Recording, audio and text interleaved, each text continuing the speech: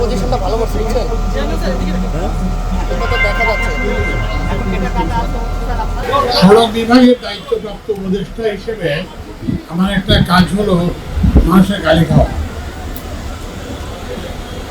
মানে সড়ক নিয়ে যত অভিযোগ আমি পাই, আমার অন্য আরও যে 5টা বিভাগ আছে তার সবগুলো মিলে যে অভিযোগ পাই, সড়কের জন্য একই তার থেকে বেশি অভিযোগ পাই। এবং এইসব অভিযোগে নানান ধরনের ইয়ে আছে, যেমন যানজট থেকে হঠাৎ আমাকে ফোন করে, চাচা 1.5 ঘন্টা ধরে পান্থপথে আটকে আছে। তো এইরকম মানে অভিযোগের অন্ত নাই। এই যে বিআরটি এর লাইসেন্স পাওয়া থেকে শুরু করে কোথাও একটা সড়ক দুর্ঘটনা হলো, তো সেখানে একটা মেয়াদ উত্তীর্ণ বাস, এই ব্যাপারে কোনো অভিযোগের অন্ত নাই। তো আমরা এখন চেষ্টা করতেছি যে অভিযোগ তো আর একদিনে, এতদিনের অভিযোগ তো আর একদিনে চলে যাবে না। তো একটা সূচনা করতে, যে কিছু জিনিস যাতে আমরা অন্তত কিছুটা লাঘব করতে পারি। তো আপনারা দেখবেন যে আমাদের যে সড়কের মানে গণপরিবহনের ব্যবস্থা, তা আপনারা দেখবেন যে মেট্রো রেলটা হয়েছে। মেট্রো রেলটা হওয়ার ফলে একটু জনমনে একটা স্বস্তি হয়েছে এবং যাতায়াতের একটা গতি আসছে। তো এখন আমাদের এই সড়কেও সেই গতিটা আনতে হবে। এখন সড়কে সেই গতিটা অন্তরায়গুলো কি? অন্তরায়গুলো হচ্ছে যে সড়কে এমন সব যানবাহন আছে যাদের সড়কে থাকার কথা না।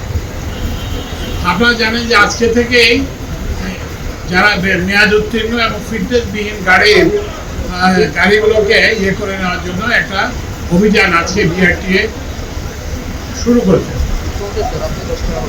একটা জিনিস আমাদের সবাইকে মনে রাখতে হবে যে কাউকে ক্ষতিগ্রস্ত করা, কোনো ব্যবসায়ীকে, কোনো বাস মালিককে ক্ষতিগ্রস্ত করা আমাদের উদ্দেশ্য না।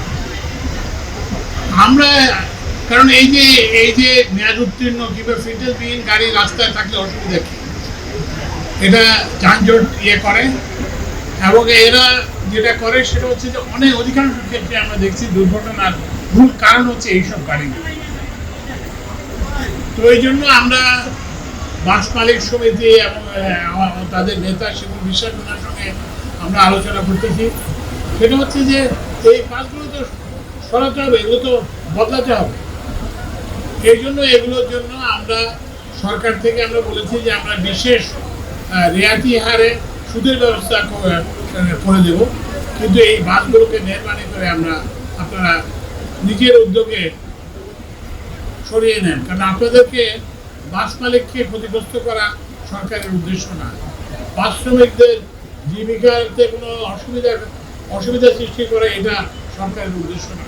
বাসের যে কোনো জায়গা থেকে লোক ওঠে। আপনারা আমাদের তো এখন আজকাল বাংলাদেশের মানুষগুলো অনেক বিদেশে যায়। আপনি দেখবেন পৃথিবীর আর কোথাও এরকম রাস্তায় যেখানে সেখান থেকে লোক ওঠার ব্যবস্থা নাই।